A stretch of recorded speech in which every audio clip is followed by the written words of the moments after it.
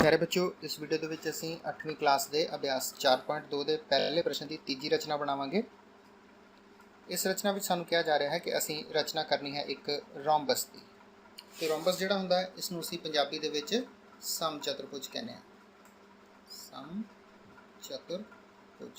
ਤੇ ਇਸ ਤੋਂ ਪਹਿਲਾਂ ਵੀ ਅਸੀਂ ਇੱਕ ਰਚਨਾ ਬਣਾਈ ਸੀ ਜਿਸ ਦੇ ਵਿੱਚ ਅਸੀਂ ਸਮਚਤੁਰਭੁਜ ਬਣਾਉਣਾ ਸੀ। ਤਾਂ ਉੱਥੇ ਮੈਂ ਤੁਹਾਨੂੰ ਦੱਸਿਆ ਸੀ ਕਿ ਸਮਚਤੁਰਭੁਜ ਕੀ ਹੁੰਦਾ ਹੈ। एक वर्ग ही होंगे जोड़ा एक पासे थोड़ा जहा तिरछा होंगे। इसनों असी बड़ी आसानी इस तरह याद रख सकते हैं। तो हुण जदों असी समचतुरभुज की रचना बनानी है तो सब तो पहला काम असी की करांगे, असी समचतुरभुज का एक रफ चित्र बनावांगे। तो असी समचतुरभुज का एक रफ चित्र बनाने इस तरह जोड़ा थोड़ा जहा तिरछा होएगा एक साइड नूं, पर जिस दियां चारे भुजावां बराबर होण। ये साडे दिमाग दे विच पॉइंट होना चाहिए कि असी जिहड़े चतुरभुज की रचना करनी है उस दियां सारियां भुजावां बराबर ने। तो यह जानकारी सानू कित्थों मिलती है? सानू प्रश्न ने दस्सिया कि वह एक रोमबस है। तो हुण प्रश्न ने उस रोमबस का सानू नाम भी दस्सिया होया। उस रोमबस का नाम है BEND।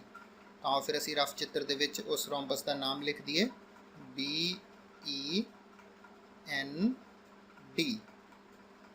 हुण असी देखते हैं कि सानू प्रश्न ने की जानकारी दी है। असी देखते हैं कि सानू BN का माप दस्या गया है 5.6 सेंटीमीटर। तो हम जो असी रफ चित्र के विच देखते हैं तो जोड़ा BN है वह इस समचतुरभुज का विकर्ण है। तो असी इस विकर्ण को ड्रॉ कर लें। इत्थे असी इसका एक विकर्ण बना दें। BN इसका माप सानू दस्या गया है 5.6 सेंटीमीटर। तो इस विकर्ण के उत्ते मैं लिख लेंदा हाँ कि यह विकर्ण जोड़ा है ये 5.6 सेंटीमीटर लंबा है। उस तो बाद दूजी जी जानकारी सानू दी गई है उस दस्या गया है कि DE 6.5 सेंटीमीटर है। हुण असी DE देखते हैं तो यह भी इस समचतुरभुज का एक विकर्ण ही है। तो फिर इसनों भी ड्रॉ कर लें। असी D तो E तक एक विकर्ण ड्रॉ कर लें। तो इसका माप सानू दस्या गया है 6.5 सेंटीमीटर। बस इस तो बाद सानू होर कोई भी जानकारी प्रश्न ने नहीं दी है।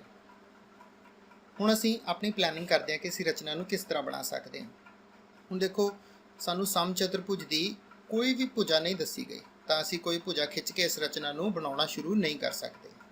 सानू की दस्या गया है? सानू इस समचतुरभुज के सिर्फ विकर्ण दसे गए हैं, दोवें विकर्ण। हुण जे असी इस समचतुरभुज की रचना करनी चाहिए तो असी इस समचतुरभुज की रचना किस तरह शुरू कर सकते हैं? साडे कोले तो BE भुजा ही नहीं पता सानू। तो हुण असी की करांगे? हुण असी समचतुरभुज के विकर्णां दे गुणां की वरतों करके इस रचना को पूरा करांगे, क्योंकि सानू सिर्फ विकर्ण ही दसे गए हैं।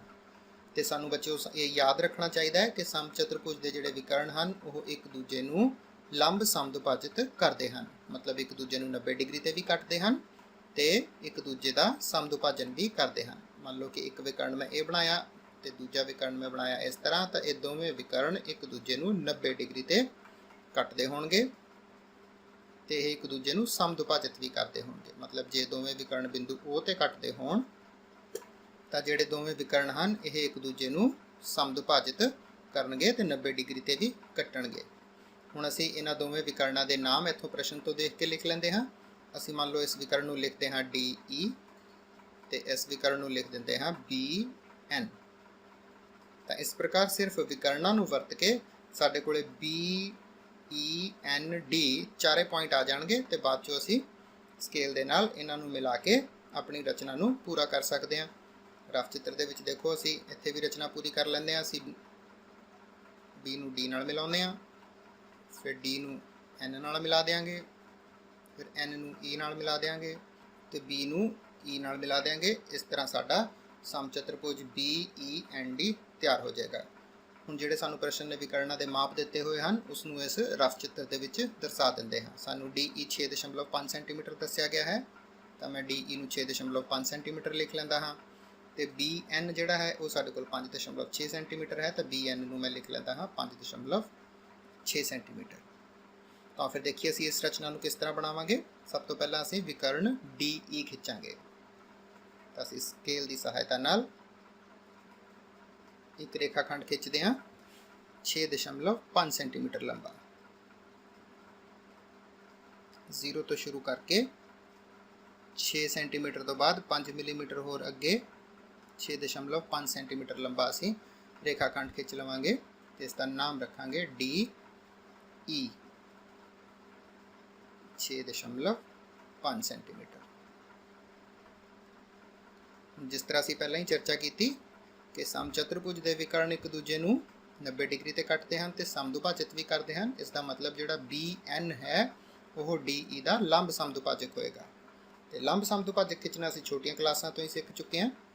ਅਸੀਂ D ਦੇ ਉੱਤੇ ਰੱਖਾਂਗੇ ਪ੍ਰਕਾਰ ਤੇ DE ਦੇ ਅੱਧ ਤੋਂ ਵੱਧ ਪ੍ਰਕਾਰ ਖੋਲਾਂਗੇ। ਲਗਭਗ ਅੱਧ ਇੱਥੇ ਹੁੰਦਾ, ਅਸੀਂ ਅੱਧ ਤੋਂ ਥੋੜੀ ਜਿਹੀ ਵੱਧ ਪ੍ਰਕਾਰ ਖੋਲ ਲਵਾਂਗੇ।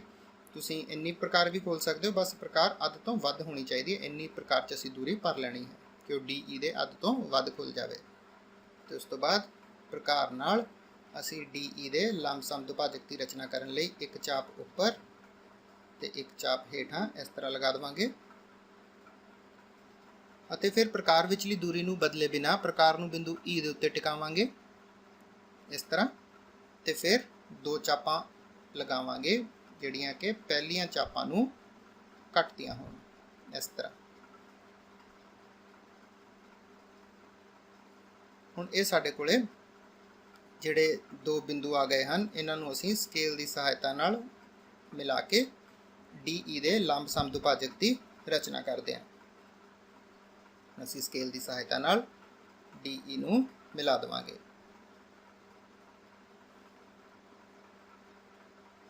ਇਸ ਤਰ੍ਹਾਂ।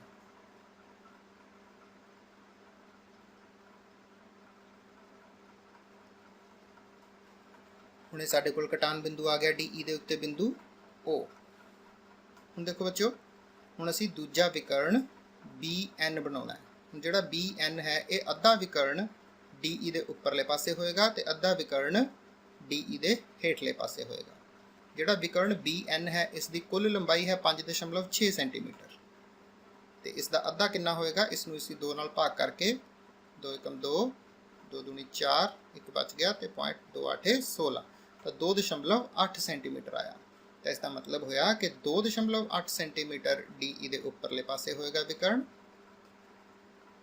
ਤੇ 2.8 ਸੈਂਟੀਮੀਟਰ ਹੀ DE ਦੇ ਹੇਠਲੇ ਪਾਸੇ ਹੋਏਗਾ।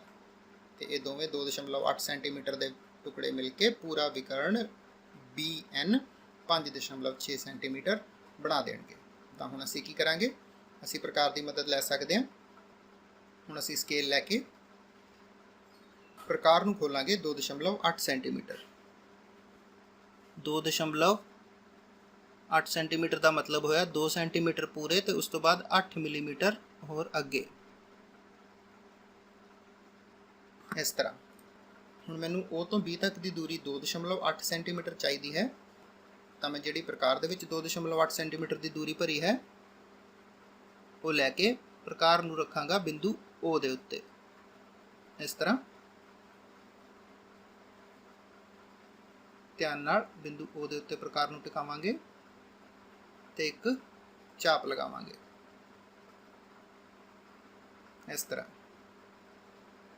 ਤੇ ਇਹੀ ਚਾਪ ਅਸੀਂ DE ਤੋਂ ਹੇਠਲੇ ਵਾਲੇ ਪਾਸੇ ਵੀ ਲਗਾਵਾਂਗੇ ਕਿਉਂਕਿ ਸਾਨੂੰ DE ਤੋਂ ਹੇਠਾਂ ਵਾਲੇ ਪਾਸੇ ਨੂੰ ਵੀ 2.8 ਸੈਂਟੀਮੀਟਰ ਦੀ ਦੂਰੀ ਚਾਹੀਦੀ ਹੈ। ਤਾਂ ਜਿਹੜਾ ਉੱਪਰ ਕਟਾਨ ਬਿੰਦੂ ਆਏਗਾ ਇਸ ਦਾ ਨਾਮ ਅਸੀਂ ਰੱਖਾਂਗੇ ਬਿੰਦੂ B ਤੇ ਜਿਹੜਾ ਲੰਬ ਸਮਦੁਭਾਜਕ ਦੇ ਉੱਤੇ ਹੇਠਾਂ ਕਟਾਨ ਬਿੰਦੂ ਆਏਗਾ ਇਸ ਦਾ ਨਾਮ ਮੈਂ ਰੱਖਾਂਗਾ N। ਹੁਣ ਅਸੀਂ D ਨੂੰ N ਦੇ ਨਾਲ ਮਿਲਾ ਦੇਵਾਂਗੇ ਸਕੇਲ ਦੀ ਸਹਾਇਤਾ ਨਾਲ, N ਨੂੰ E ਦੇ ਨਾਲ ਮਿਲਾ ਦੇਵਾਂਗੇ, E ਨੂੰ B ਦੇ ਨਾਲ ਮਿਲਾ ਦੇਵਾਂਗੇ ਤੇ B ਨੂੰ D ਦੇ ਨਾਲ ਮਿਲਾ ਦੇਵਾਂਗੇ। ਤਾਂ ਲਓ ਜੀ, ਸਾਡੇ ਕੋਲ BEND ਇੱਕ ਸਮਚਤੁਰਭੁਜ ਤਿਆਰ ਹੋ ਗਿਆ ਹੈ ਜਿਸ ਦਾ ਇੱਕ ਵਿਕਰਨ DE 6.5 ਸੈਂਟੀਮੀਟਰ ਹੈ ਤੇ ਦੂਜਾ ਵਿਕਰਨ BN ਜਿਹੜਾ ਹੈ ਉਹ ਪੂਰਾ ਦਾ ਪੂਰਾ 5.6 ਸੈਂਟੀਮੀਟਰ ਹੋਏਗਾ। ਬਸ ਇਸ ਰਚਨਾ ਦੇ ਵਿੱਚ ਧਿਆਨ ਦੇਣ ਵਾਲੀ ਗੱਲ ਇਹੀ ਹੈ ਕਿ ਸਾਨੂੰ ਸਮਚਤੁਰਭੁਜ ਦੀ ਭੁਜਾ ਨਹੀਂ ਦੱਸੀ, ਉਸਦੇ ਵਿਕਰਨ ਦੱਸੇ ਹਨ। ਤੇ ਜੇ ਸਾਨੂੰ ਸਮਚਤੁਰਭੁਜ ਦੇ ਵਿਕਰਨ ਦੱਸੇ ਹੋਣ ਤਾਂ ਅਸੀਂ ਰਫ ਚਿੱਤਰ ਨੂੰ ਇਸ ਤਰ੍ਹਾਂ ਇੱਕ ਡਾਇਮੰਡ ਤਰ੍ਹਾਂ ਦੀ ਸ਼ੇਪ ਦੇ ਵਿੱਚ ਬਣਾਵਾਂਗੇ ਜਿਸ ਦੇ ਦੋਵੇਂ ਵਿਕਰਨ ਇੱਕ ਦੂਜੇ ਨੂੰ 90 ਡਿਗਰੀ ਤੇ ਕੱਟਦੇ ਹੋਣ। ਤੇ ਫਿਰ ਅਸੀਂ ਕਿਹੜੇ ਗੁਣ ਦੀ ਵਰਤੋਂ ਕੀਤੀ, ਅਸੀਂ ਸਮਚਤੁਰਭੁਜ ਦਾ ਗੁਣ ਵਰਤਿਆ ਕਿ ਸਮਚਤੁਰਭੁਜ ਦੇ ਵਿਕਰਨ ਇੱਕ ਦੂਜੇ ਨੂੰ ਲੰਬ ਸਮਦੁਭਾਜਿਤ ਕਰਦੇ ਹਨ। ਤੇ ਅਸੀਂ ਇੱਕ ਵਿਕਰਨ ਪਹਿਲਾਂ ਬਣਾ ਕੇ ਉਸ ਦਾ ਲੰਬ ਸਮਦੁਭਾਜਕ ਖਿੱਚਿਆ ਤੇ ਜਿਹੜੇ ਦੂਜੇ ਵਿਕਰਨ ਦੀ ਸਾਨੂੰ ਲੰਬਾਈ ਦੱਸੀ ਸੀ ਉਸ ਨੂੰ ਹਾਫ ਕਰਕੇ ਹਾਫ ਵਿਕਰਨ ਦਾ ਭਾਗ ਉੱਪਰਲੇ ਪਾਸੇ ਤੇ ਅੱਧਾ ਹੀ ਵਿਕਰਨ ਦਾ ਭਾਗ ਹੇਠਲੇ ਪਾਸੇ ਕੱਟ ਕੇ ਦੋ ਚਾਪਾਂ ਲਗਾਈਆਂ ਤੇ ਜਿਹੜੇ ਚਾਰੇ ਸਿਖਰ ਸਾਨੂੰ ਸਮਚਤੁਰਭੁਜ ਦੇ ਮਿਲੇ ਉਹਨਾਂ ਨੂੰ ਜੋੜ ਕੇ ਅਸੀਂ ਸਮਚਤੁਰਭੁਜ ਦੀ ਰਚਨਾ ਪੂਰੀ ਕਰ ਲਈ। ਮੈਂ ਉਮੀਦ ਕਰਦਾ ਹਾਂ ਕਿ ਤੁਸੀਂ ਇਸ ਰਚਨਾ ਨੂੰ ਸਮਝ ਗਏ ਹੋਵੋਗੇ। ਇਹ ਰਚਨਾ ਬੜੀ ਇੰਪੋਰਟੈਂਟ ਹੈ ਤੇ ਤੁਸੀਂ ਸਾਰਿਆਂ ਨੇ ਬਣਾ ਕੇ ਇਸ ਦੀ ਪ੍ਰੈਕਟਿਸ ਵੀ ਕਰਨੀ ਹੈ। Thank you.